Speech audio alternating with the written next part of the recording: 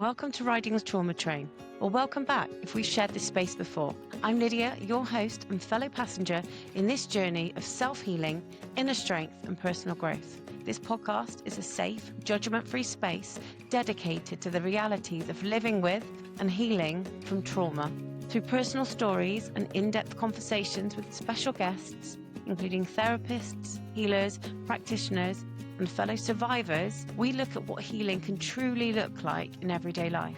We explore realistic healing journeys and share simple, sustainable practices and actionable tools to support your well-being along the way. So grab your ticket, take a seat, and remember, you are not on this journey alone.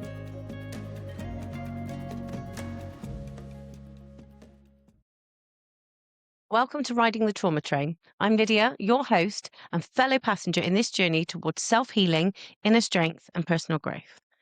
This podcast is a judgment-free, safe space where we talk about trauma, healing, and self-empowerment. Today, we are joined by Joanne. Joanne is a therapist who became her own pillar of strength through loss.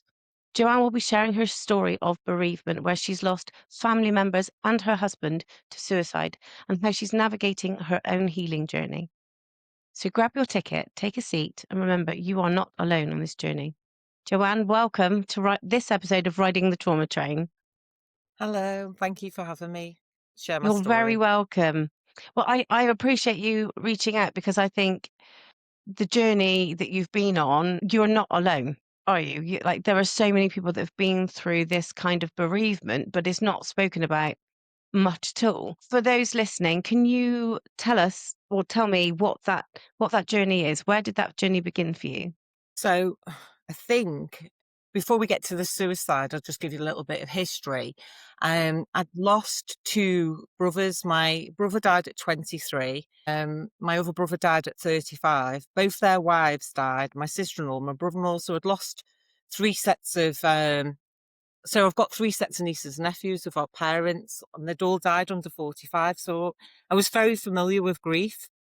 And then I lost my parents within 12 months of each other. I'd lost a niece, a nephew, friends, so many people in lots of different ways. An old boyfriend had killed himself, a client had killed himself. So I was aware of suicide. And then we had five in our family. We had four. I had three cousins that killed themselves, two brothers in one family, and my uncle. And I just knew that these statistics were getting higher and higher. As a therapist, I trained and I knew we were given the signs to look out for and, how to signpost people, to support people. But then all of this just led me to think I knew about bereavement. So I set up a business which was coaching and counselling and helping people navigate bereavement through, changing their mindset and giving them a safe space, a non-judgmental space like yourself, just to explore what was going on for them. And I think I always thought I was an expert. And then 2 years ago, I had an amazing husband. We've been together since we were 17. So the best part of 40 years. And he was the happiest person anyone knew. He presented as he was always smiling, he was always funny, and we had a really charmed life. And out of the blue one day, he went to work and decided to take his life.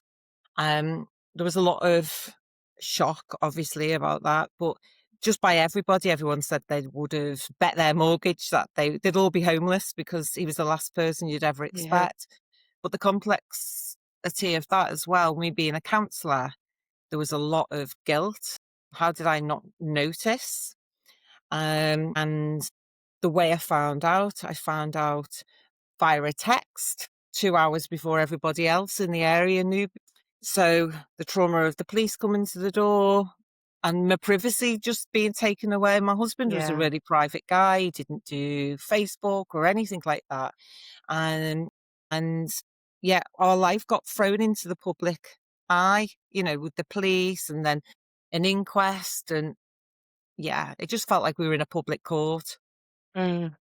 And it made me realize that all the other experiences of grief were, I'm not minimizing the impact that that might have for other people, but it felt like it was completely different. It felt completely different losing someone as close. I'd lost my uncle and my cousins, but losing a partner is just devastating. And I've just often questioned whether it would have been easier if I'd knew he had mental health issues. Mm. Yeah, it was the trauma was, it was just out the blue.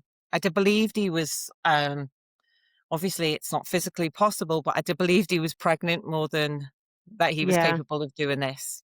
Wow. I know what you mean by the difference in the loss, even though it's the same, kind of the same way, but the being with somebody for that long, you're in love with them, aren't you? It is a different love. Like your family love, you've got love for your parents, for your siblings, but the love for your husband is just different. Your partner is a whole deeper, and you don't almost choose it, but like it's something that you work with, isn't it? Whereas I well, I can't even begin to imagine how that has had affected you when you got that text message. Um, how what was it like in those first days after you received after you received the news of your partner? I didn't want to be here, if I'm honest, because I could only see, and this is my message of hope really, I could only see just in front of me, and I was like, I will never get over this. The pain, I couldn't breathe. It was, I was back and forth at the doctors, convinced my heart was breaking. It felt like somebody was jumping up and down on it. I was making inappropriate jokes, and it was like a defense mechanism because I didn't want to believe it was happening. I think the first year I made a lot of more leeway in year one, and I think that was the shock masking because I still tricked my mind that he was in work and he was just going to come home. Yeah. Everything changed that day. Even the dog was put on antidepressants because she was sitting at the window for 6 months waiting for him to come Bless. home. So that was really difficult. The dynamics with the children changed. We were extremely close with our children. They're in their 30s and they stayed every Christmas Eve overnight, and done all the family traditions from a baby. And we holidayed with them.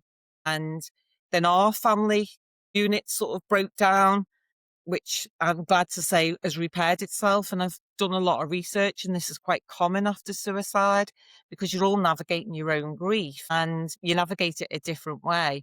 But that interestingly, for those, they felt like they'd lost their mum the same day as they lost their dad because I was physically there, Yeah. and I was physically there, but not mentally. I was always the fixer, the funny one, the one that had lots of energy and they could come to and share their issues. And I would support them in lots of ways. And then the roles reversed and they were trying to support me, but they were out the depth. Yeah. Well, I think going through what you went through, I think that even like you said, you are a therapist yourself. You've been through that kind of bereavement, and you were out of your depth yourself. So there's how your children would be able to support you. What it's really difficult, isn't it? Because like you think, one, how can you support yourself? Two, how can you then the person that you would usually reach out to is not there. Like you say, you might have been there physically, but it's almost like you've been taken out of your body, um, and gone off somewhere else. So somebody, when you say you thought you could actually, you felt the guilt because you thought as a therapist and someone that's been through that kind of thing before, how would you have? You didn't see any signs. If they believe that they have somebody that may have suicidal tendencies, is there any kind of signs that you would look for? Or I think after my husband died, I spent a lot of time playing the detective and going back over previous conversations. Oh, I remember 3 months ago, he said X, Y, and said, did he mean, was it planned?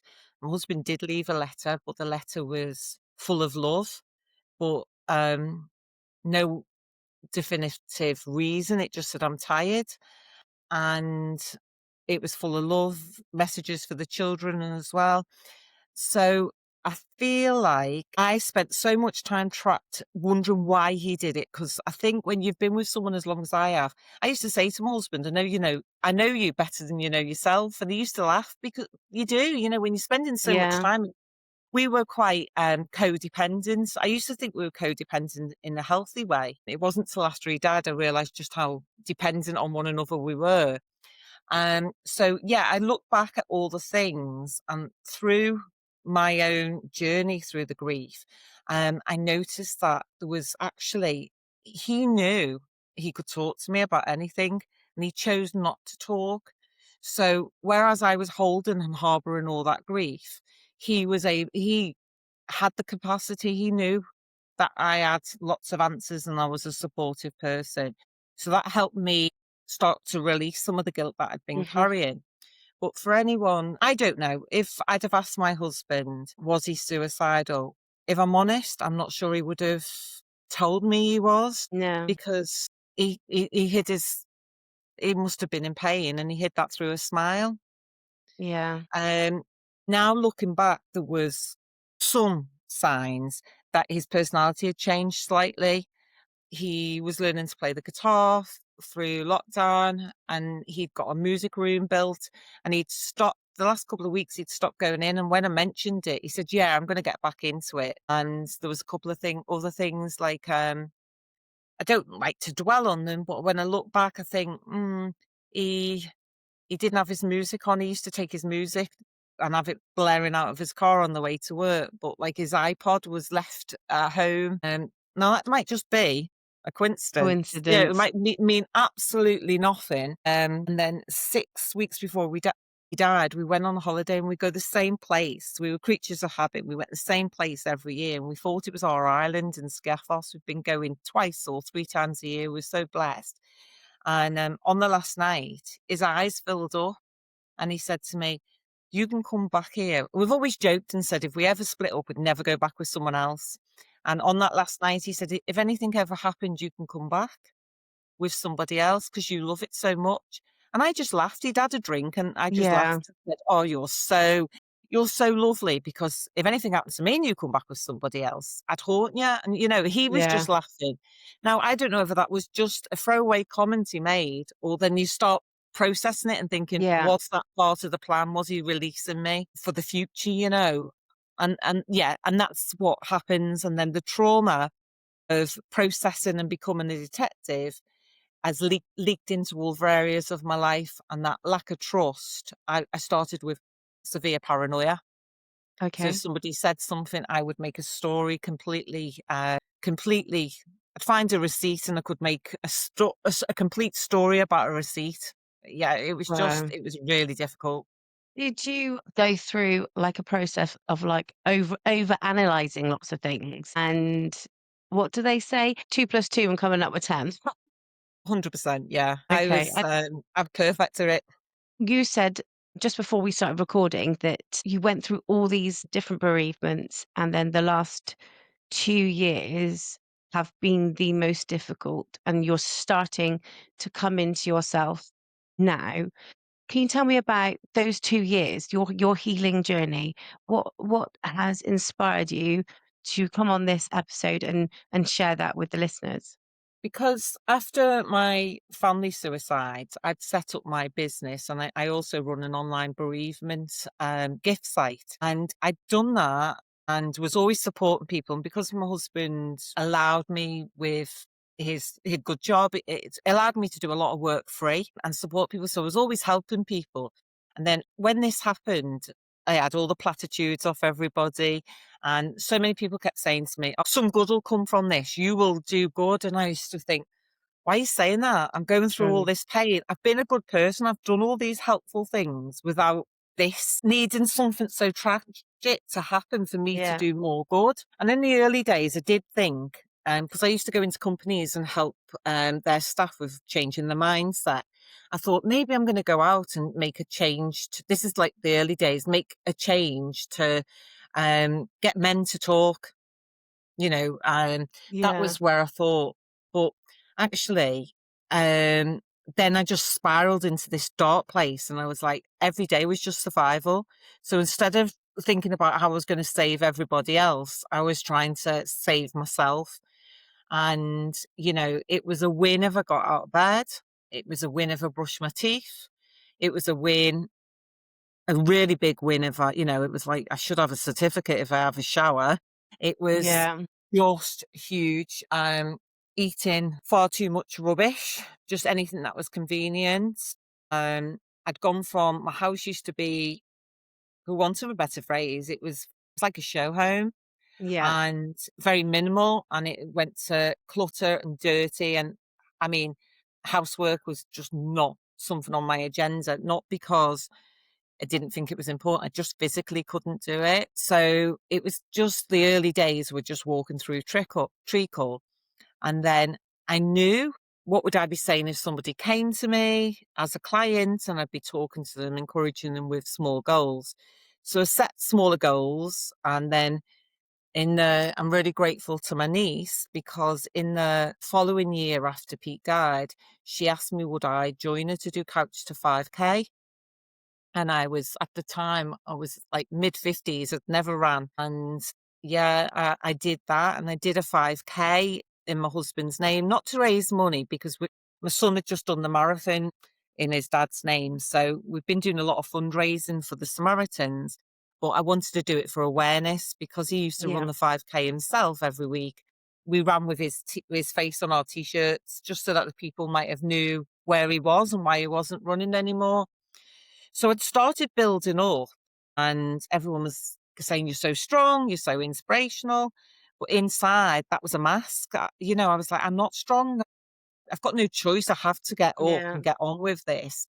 Um, but as I said, my relationships around me were changing, because friends that I thought I had disappeared, especially our couple friends. Yeah. Um, and there was so many people in the early days that will be here for you, and they couldn't wait to come around. That first weekend, I had over 150 people in the week in that weekend in my house. It was Wow. just like a revolving door, and a lot of those people come for the story, and I've never seen them again. Mm.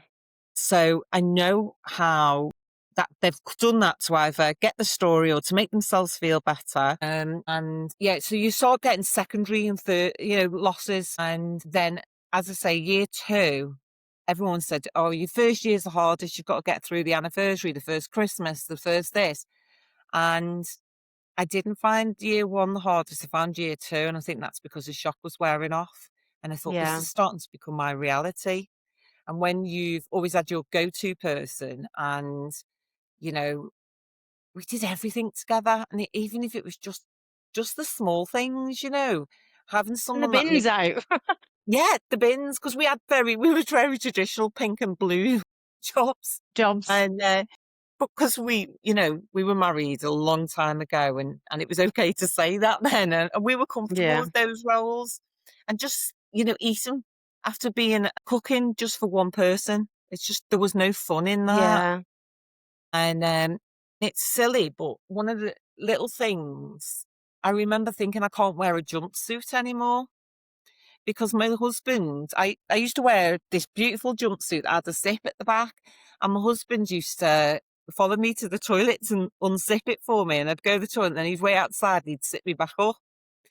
And I thought, I can't do that. And then so many people brought me bracelets with his name on, or angels, I believe in angels, or different things. One was a photograph of my husband, but I couldn't unless they were elasticated, I couldn't do the clasp myself. Yeah. And it was just those small, tiny things that I just was like, I miss him for that. And then you start feeling Yeah. guilty. I'm missing my husband because I can't wear a jumpsuit. And it's like a vicious circle. The brain's Yeah. constantly going. And then you're not resting, because in bed, you're dreaming constantly. And I was certainly early on, I always dreamt that he was alive, about to kill himself. And I was always trying to intervene. Yeah. So as I started to do some running. I'd been on antidepressants, and as I started doing running, I was able to come off the antidepressants, and I started thinking I was better in some level because I felt better than I had done. And then I realized that was very short-lived, and they dipped again. And then this severe paranoia started taking over different areas of my life. And I used to be a big reader, and I stopped being able to read. So all the things that I got pleasure from before, I had found no pleasure in anything. On the night of my husband's funeral, my granddaughter said to her mum, you're going to have a baby. And my daughter said, "No, I'm not." And she was on a period at the time. But on the Monday, she threw up. And that was a couple of days later. And she'd done a pregnancy test, and she was. And which was so lovely that we had some exciting news. But even Yeah. things like that was mixed with the memory of when my other granddaughter was born, and my husband painted a name all over the fence and ran and told all the neighbours and was so Yeah. excited about becoming a grandparent. So every small win was also highlighting the loss. Yeah. And I think for 2 years, I've spent so much time in what I lost. And then it was a couple of weeks ago, I had a feeling in my stomach like hunger. And I realized what the feeling was. And it was hope. And it was just a beautiful, beautiful feeling. And I suppose that's my message for people really is somebody had told me 2 years ago that one day that I'd start feeling hopeful about the future, I would have thought they were crazy.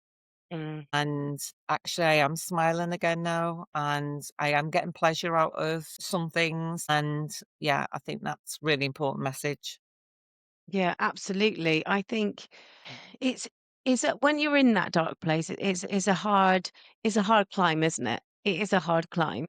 For those that are in that dark place, what would you say to them as kind of that message of hope? I know there is hope, but what would you give them as kind of a tip to try and move themselves forward? Surround yourself with as many people as you can that are positive, because there's a supermarket that I won't go to now because every time I go in there, well, I've only been in it twice since my husband died, but both occasions, two staff members gave me a hug and said, "You won't get over this."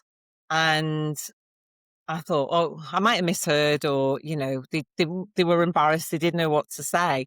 And those people that say that are coming from their grief. So one of those had lost a husband through an illness, and she was just coming from her pain, you know. Yeah, That didn't give me any hope. And I went to some bereavement classes, like suicide bereavement classes, and I found those really, really difficult when people were saying that, it's 10 years on and they haven't moved on, and they were sitting crying. And I was looking around thinking, I can't. I yeah, need to have somebody in my life that's positive. I found somebody. I asked the universe, funny enough, to bring me somebody that was further down the line, and it happened to be a lady from the chapel arrest. And she shared her story, and she said, "I've never shared my story with anybody. I don't know why I'm telling you this." And her story was very similar to mine. And there she was 10 years later doing the work to support people in a different way. And I found that really helpful. So back to your question, I definitely think surrounding yourself with people that are hopeful, finding messages, or, if people are on media or anything, finding people that have been through and are like shining a beacon of hope for them rather than just saying you won't get over it, and small steps going forward. I mean, I have post-it notes all over my house.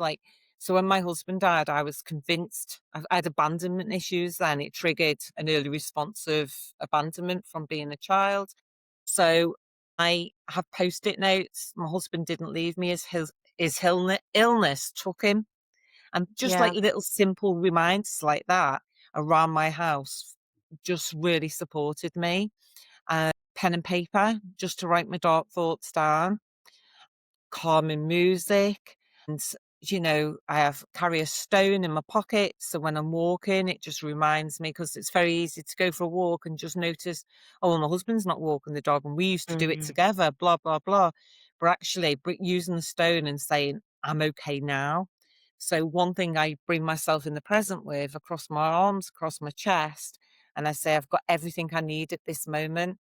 And that just reminds me to breathe and center myself and just ground myself, because I was worrying about, well, am I going to be able to live in my house anymore? That was the only safe space I had, was my Yeah. house, because it was the only thing that never changed that day. And interestingly enough, the house has become something that's holding me back. And I sold it last week. And so I'm about to Wow. start a new journey. That's that is incredible. And yeah, that takes so much strength as well, doesn't it? Because you've you've got the memories in that house.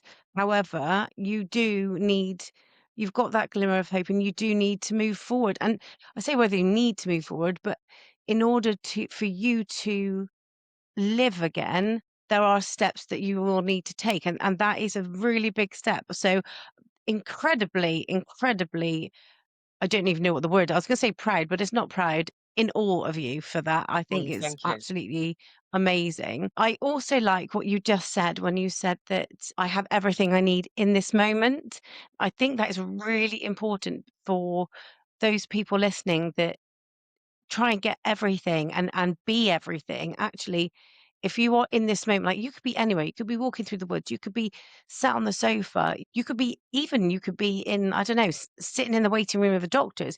You can just do this and in your head say, yeah, I've got it, everything's fine. Everything I have, everything I need, I have in this moment. And that is a beautiful centering and bringing back to the present, because all of our train of thought goes off left, right, center, and then whirlwinds into different spirals. So that is a really lovely tip to share with everybody. So thank you so much for that. I was just wondering, so you said in the beginning that before your husband died, you did have a bereavement gift business. Now I've had a little search around and it's called Sold in Love. Is that the business of the gifts or is that a whole new entity? No, no, it's everything under one umbrella. Um, Okay. yeah, I started that because when I mentioned one of my cousins killed themselves, we got to the house, the body was still in the house, the police were upstairs, the house was a hive of activity, and flowers started arriving. We were, my auntie, you know, she just lost her son and she was looking for vases for these flowers. People Yeah. were sending these flowers, and I know for myself, after Pete died, I must have had about, well, you couldn't move on my lounge, and I've got a big lounge. I'd say £1,500 worth of flowers, you know, Wow. in that first week, and there were just flowers everywhere. Well, why I'd started the business up because I was like, I was watching Interflora or different florists dropping things off, and then we were starting to ask neighbours for vases. And flowers are also another reminder of death because they give you work to do. And in them early days, you can't wash yourself, let alone change the water on flowers. And the Yeah. water smells. It's just, I found it really difficult. So I wanted to get my auntie with something meaningful and thoughtful.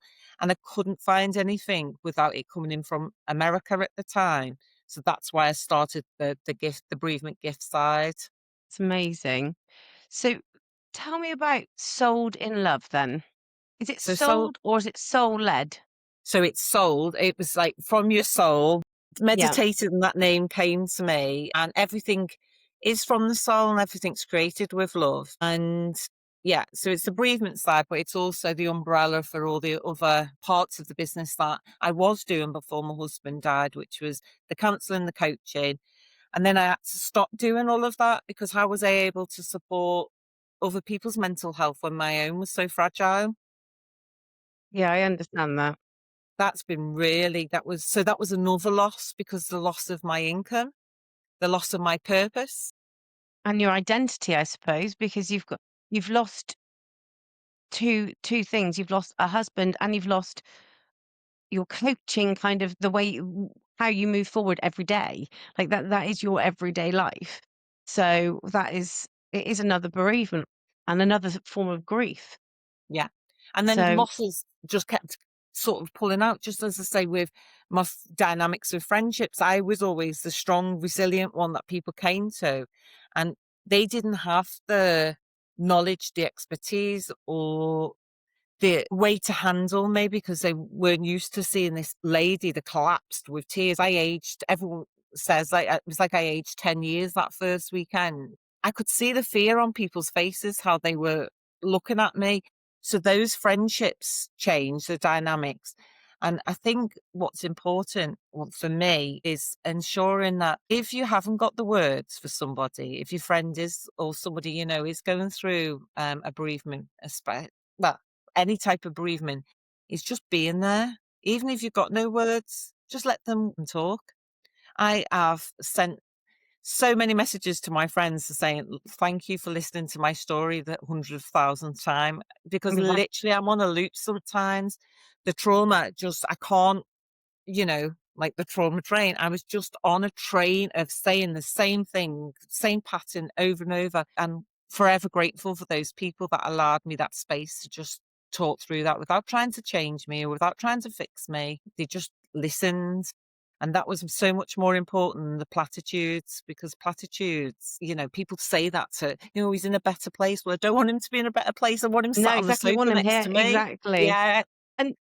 And also sometimes, like, even if you the fact that you're going over and over and over it is basically your your brain's way of processing or going through something that you don't understand, and it's almost like, okay, so this has happened, but this has happened, but this has happened, and it's unbelievable, isn't it? It's something that you've gone through that you don't want to go through. You can't quite believe it's happened, and it's verbalizing what's in your brain. So I think having the support for somebody to just listen, or even if you don't want to talk, if you've just got somebody sat with you, even if there's nothing, if there's silence, just having the presence of a person that you don't feel alone is going to just give you some kind of peace, because being on your own in that moment may feel like you're in literally in the world on your own. So I think the support is amazing. So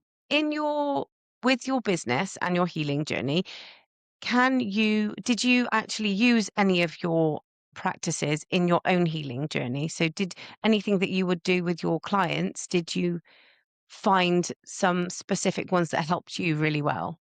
At the beginning, I felt like I couldn't remember any of the practices. I'd know all my tools. I had a healthy toolbox and they'd all disappeared. And it was the only way I could describe it was I had, everyone's got a messy drawer. Well, Yeah. in that messy drawer, I was taking everything out, trying to find a strategy that I would have suggested or used in the past. And I couldn't find it. So that was quite scary for me that I wasn't able to access them in the early days. So, for other people that might not be able to access them, I think that's important to know that might just be a natural part of the process. But as I started, it's like, I always describe it as a little bit of windowing come off the window. I could start seeing a little bit more.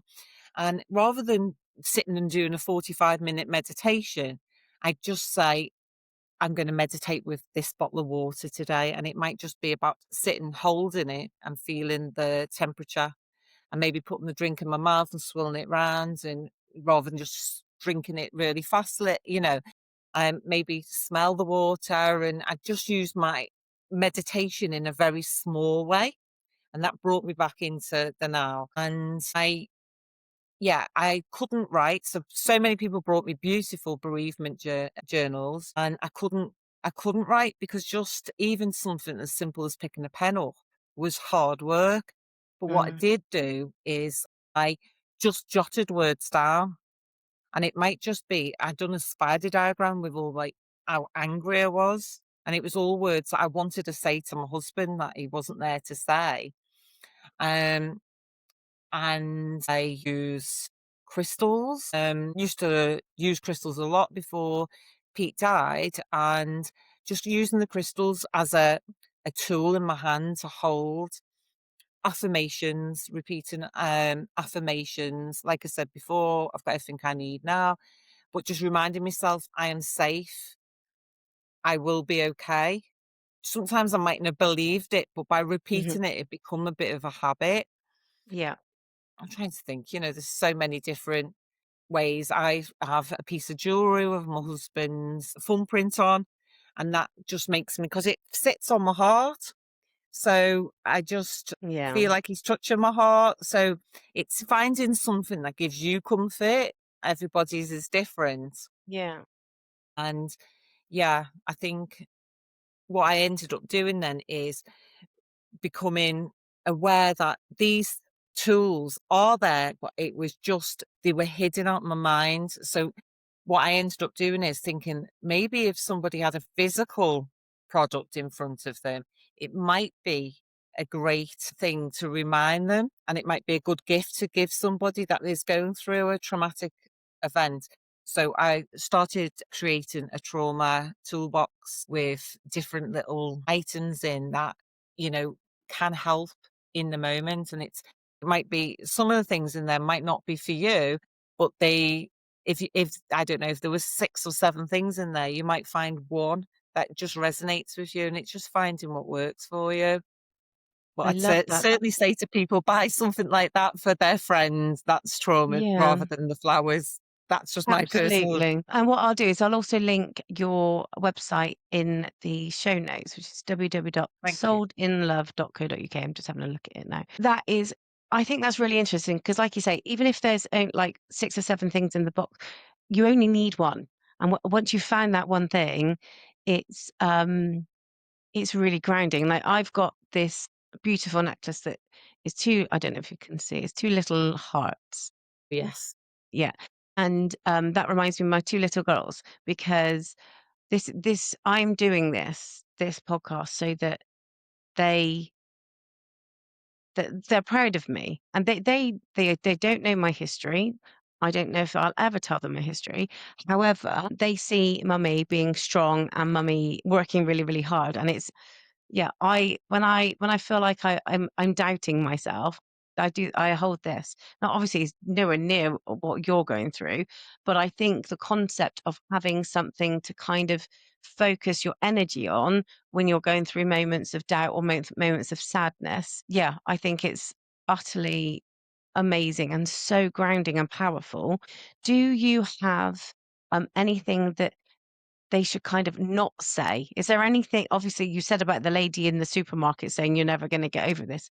That's not helpful. Is there any tips you can give them about the do's or don'ts of that immediate kind of couple of weeks after?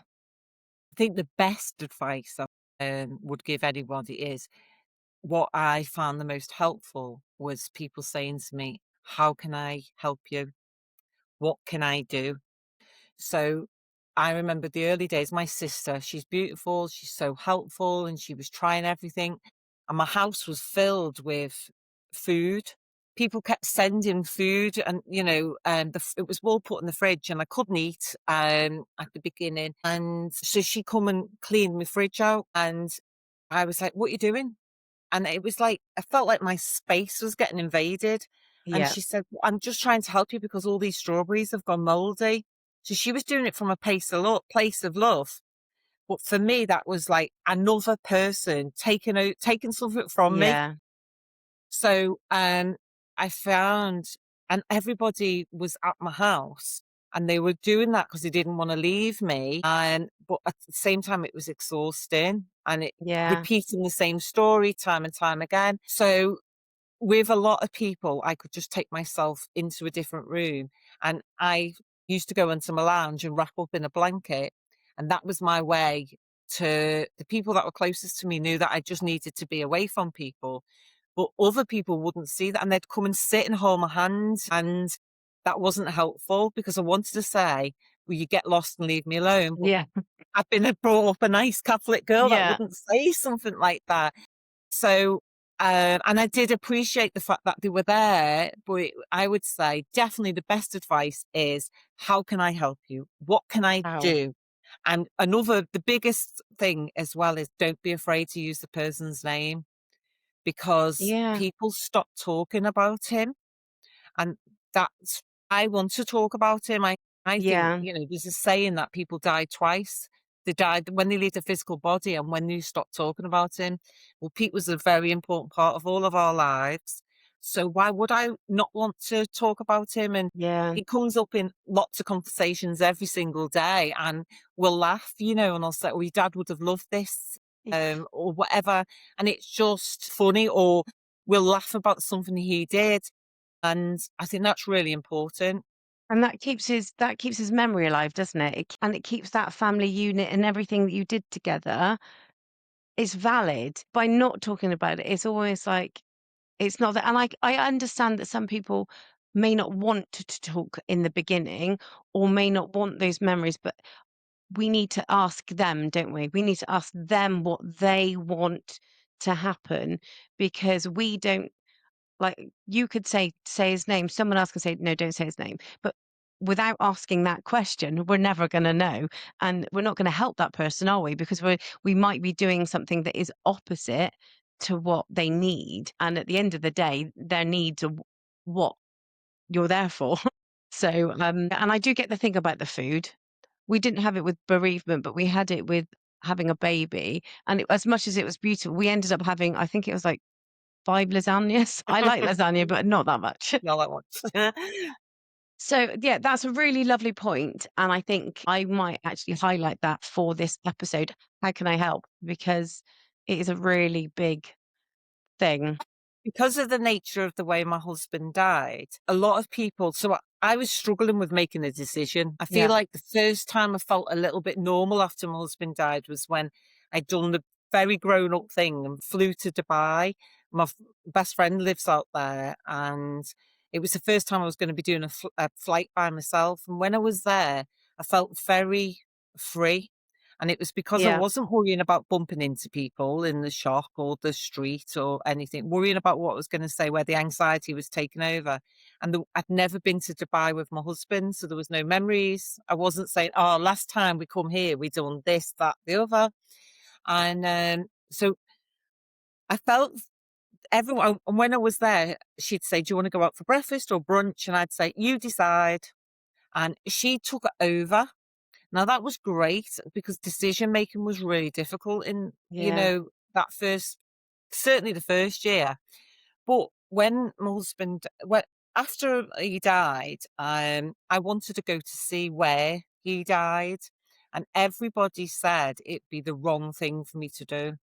Everybody. And because of where he worked, it had to be quite a big military operation to get the permission because of security and everything. And everyone quite tried to discourage me from doing it, but knew, I knew it was something I needed to do. So I suppose listening to your own heart as well. It's yeah, okay if someone can decide what you're having for tea or what supermarket you're going to shop in or even what cinema film you're going to watch. But actually, it's being able to, the bigger things is trust your own self. yeah. I suppose it would have always been a question on your mind, wouldn't it? Yes, It's always an unknown, and actually, regardless of whether it was that moment was, I don't know, seeing it is like even more heartbreaking. The unknown is so much worse, I think, because you come up with your own story. analogies and your own, like, your stories are even worse because it's like you say, the lead up to something, or the yeah, I think it's just the unknown. Yeah, having the unknown and not knowing what, it's black and white then, isn't it? You've seen it. Okay, right. I can process that. You can't process something you're not aware of. Yeah, that's right. Amazing. Thank you so much for sharing that with us.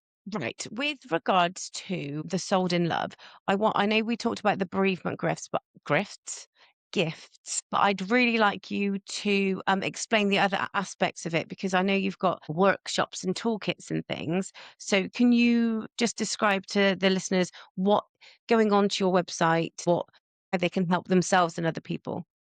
Yeah.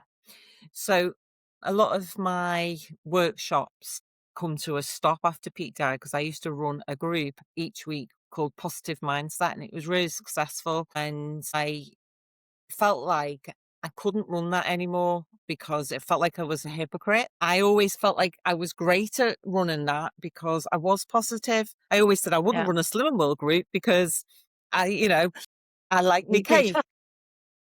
But however, I knew I was a positive mindset, and then that part of me had gone. I thought, I can't sit in front of people and pretend that I'm happy because Yeah. I'm not happy.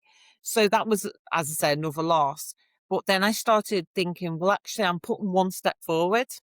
So I started doing a little bit of work about putting a step forward. And I going forward, my next part of my healing journey is to support other people. And I want to support widows and widowers of bereavement, because there are support groups out there for people who have lost somebody, but there's very little support for people that have lost someone from suicide, and it is a completely different Loss. loss. You can't Yeah. tell somebody, it's so traumatic. And as I said, it just feels like there's so many secondary questions and third questions that come from it and the other losses. So I also used to run meditation classes and crystal healing and Reiki. And when I moved to my new house, I'm not sure I'm going to be taking those forward. I think I'm going to Okay. be doing a lot more work online, which, because I've got a unit, a big cabin in my garden, which allows me to do a lot of the work, and the new house is smaller, hasn't got that. So I want to be supporting people through their journey, maybe online or via Zoom. Yeah. I also sell an online course, which is Law of Attraction, because I used to live my life leading Law of Attraction. So I set an online course up because I was brilliant at it. I was absolutely won so many holidays. I actually went to LA one day and said I was going to meet a certain star, and I ended up cancelling her. That was the maddest experience of my life. It's amazing. I've only just literally we went to Tenerife. So we're recording this on the 18th of November, which happens to be my husband's birthday. Someone told me about this book called The Secret by Rhonda Byrne. And this was a lady that was on my podcast, Nikki Evans. And I didn't go into it, didn't look into it. And then all of a sudden it popped up on my TikTok. It was just some lady saying, "Oh, The Secret by Rhonda Byrne." I was like, I need to listen to this. So rather than getting the actual book, because I was on holiday with the girls and we were like jumping in the pool, I when I would go to the gym or go for a walk, I'd put that in my ears, and it was the law of attraction. And literally that holiday, I've read it twice or listened to it twice. Absolutely amazing. And yeah, I'm a firm like you and I, like this podcast is how I've reached out to people and how people have reached out to me to come on it to raise awareness. Like I know that this is going to help so many people. I know talking to you and you sharing your story and everything that you have learned on your learned everything you have discovered on your healing journey is going to help other people. Yeah, and I think going on being able to do the bereavement gifts, being able to go on and find that law of attraction. So I digress. I went around the houses then. But yeah, the law of attraction, did you say is a course or a workshop? Sorry. Yeah, I do both. I run vision board groups, so people come and set the goals, and we create boards, and it's really exciting because then they can see, like, I can show them a board that I've created and some of the things that were on it and how I've sent it out to the universe and it's come back and I've got it. And I I created an online course, so it's like little videos with um, little snippets and pieces of advice and worksheets to work through. But yeah, it was absolutely, and I think that was really sad because I lived and breathed it, and I lived and breathed angels. I run angel workshops, and but the angels have kept me going through this. Just one little story. Go on. When on the day my husband, we needed after the his funeral wasn't for 5 weeks because of the nature of how he died. The undertaker needed some photographs off me for the wake, to put on like a Yeah. video. And it just felt too traumatic to get them out. It was just something I kept putting off. And my daughter come round and she said, "We'll do it on Wednesday." It was the deadline was Wednesday afternoon. And I said, "Okay." So when I got up in the morning, I knew I had to do it, and I prayed to the angels, and then I said, "Pete, I need to find a white feather. I need to find a white feather in the house today." And before he died, I'd walked up and down the street with the dog, and I'd see a white feather, but I'd say, "Oh, it's probably from a bird." And my husband Yeah. really believed in angels, so I was like, "I need to see a white feather, and it's got to be white and fluffy." And it's got to be in the house. And anyway, my daughter came and we went in the attic, and I've got boxes and boxes of photographs because I inherited my mother-in-law's, my mum's and dad's. And there was just so many, it just seemed overwhelming. So I said to my daughter, I'm going to take one box out, and the only box, whatever age my husband's on the photographs, if he's 5 or he's 55, I'm taking those photographs out, and I'm not worrying if he's got like his friend on it or his family member. Hmm. I'm just taking that. And she said, okay. And I pulled the box out. And if I'm honest, I picked the narrowest box. And as I pulled it out, I took the lid off and I said, well, I don't know why that's in here because that shouldn't be. And it was the first Christmas card my husband had got me. I'd only been going out with him 6 weeks, and I opened it, and there was a big white fluffy feather inside it. I just got goosebumps everywhere. Oh my gosh. That's lovely. That's so nice. I literally have still got goosebumps. They haven't stopped goosing or bumping, whatever the term may be. That is amazing. I love a white feather. I love that solid sign of when you ask for it and it manifests. And that's beautiful. Can you tell me more about these angel workshops? Because I've heard I love crystals. I love the law of attraction concept. Angels, I've heard people talk about angels, and I know people say guardian angels, but can you explain to me what that is?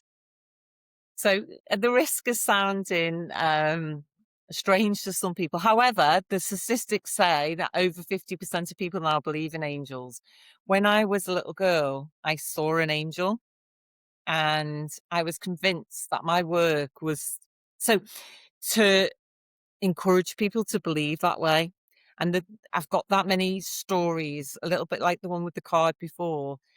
My mum had got dementia, and it felt like we were losing our dad too, because my dad was so laid back, and they'd been married for over 60 years, and they were a proper love story. And he was getting impatient with my mum because of her frustrations, and he was trying to say that if she said something like, I'm going to work, and he'd be frustrated saying, you don't work anymore. He wasn't going into her Mm, frame of reference.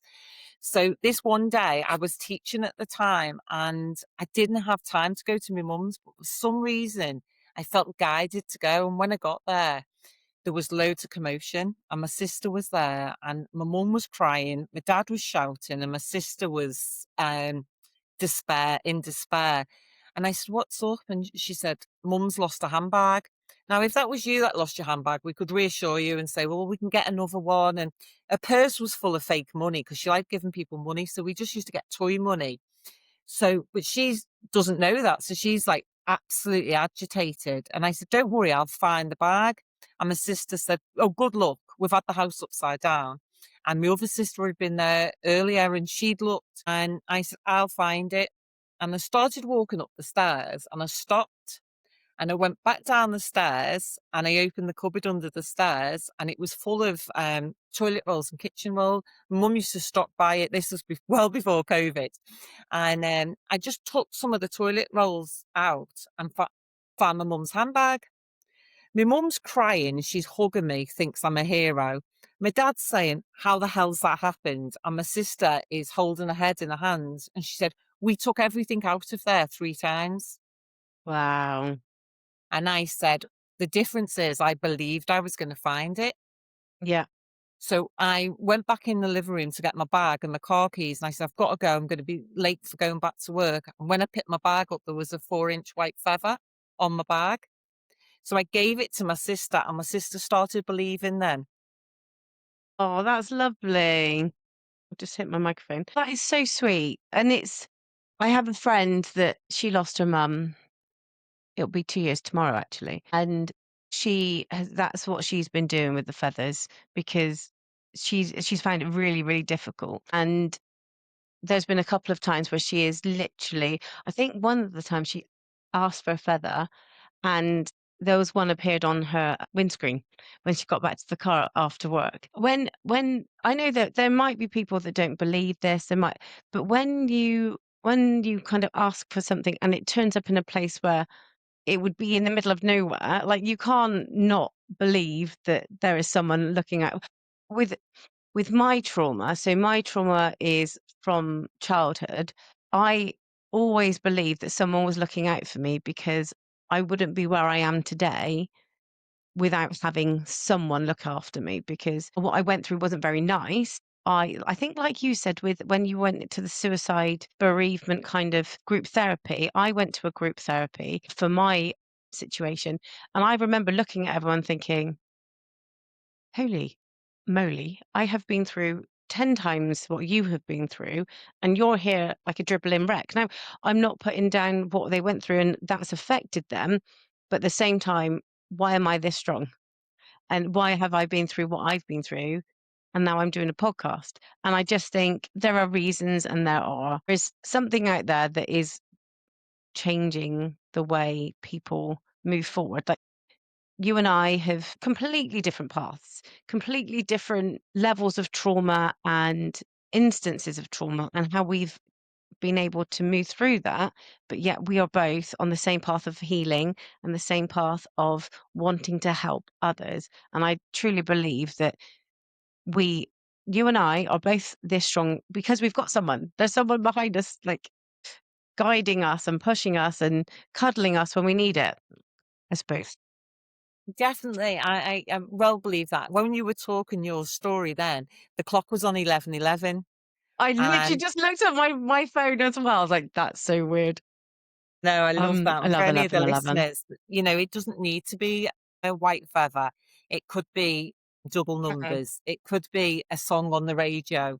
It could be, I'm sorry, the dog's scratching under there. It could be a on double, here.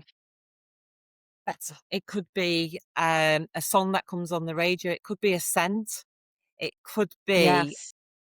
so I remember driving home and sobbing, breaking my heart, crying.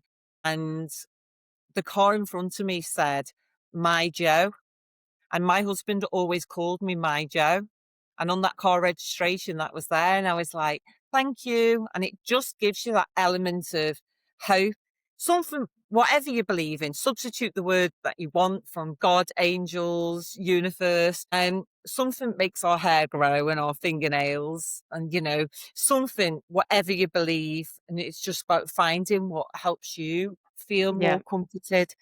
But yeah, I mean, I could sit on this podcast and talk for 6 hours about stories that would make your hair curl. That's probably why I've got curly hair. My hair Um, is as curly as yours, by the way. really? Yeah, it's been like this for a few days.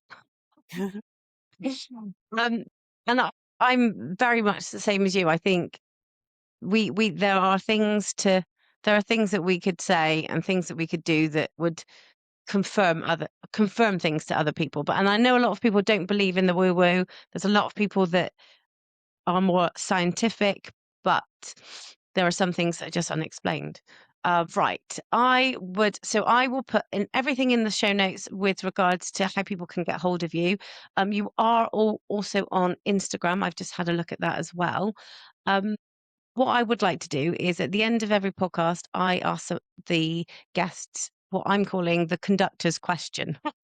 So the conductor's question is, at some point, we all get on the trauma train. We all board the train. And if you could get on that train now and sit next to the Joanne that first started this healing journey 2 years ago when your husband died, what would you say to her now? Great question. I would have said, I'd hold her hand and say, "You are going to be on the darkest journey of your life. You are not going to believe that you will ever smile again, but you will. You will find comfort, you will find light, and you will be able to support other people, and you will come back a different version of you." Wow, I love that. I was welling up then. That's why I've taken a deep breath. Um, okay, so thank you so much for being on this podcast. I cannot begin to imagine what you've been through. And I am very, very grateful for everything that you are still doing to help other people. If anybody has any comments, any worries, then obviously if you are somebody that is going through something where you feel like you have suicidal thoughts, then please reach out and talk to friends, talk to family. If you can't talk to them, then call the Samaritans. I've got lots and lots of links and telephone numbers that I will add to this episode. Fabulous. I think it's really, really important that this gets talked about, because if you are somebody that has lost someone to suicide or feel that you are suicidal yourself, then you need to reach out. If you've got any questions, then please feel free to message me. If you want to get any bereavement gifts or you want to work through any workshops, then I will link Joanne's bits and pieces in the bottom of this section. Please remember to subscribe, like, and share. Follow us on Instagram. I'm at Riding the Trauma Train. You can also get me on TikTok and on Facebook. Again, thank you, Joanne, for joining us today. Thank you. I appreciate you. And I am sure everybody will find some comfort in your journey. So take care.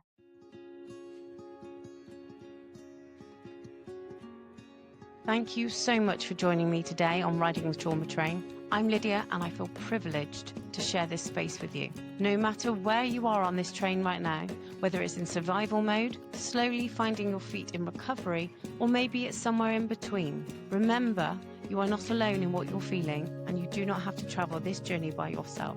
So if you'd like to continue traveling together, please follow Riding the Trauma Train wherever you're listening, so you can join us at the next stop. Until next time, take care.